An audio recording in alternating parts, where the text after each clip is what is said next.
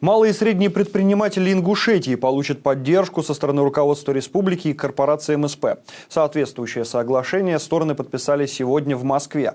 В рамках соглашения корпорация поможет небольшим предприятиям региона увеличить долю участия в закупках крупнейших компаний с государственным участием.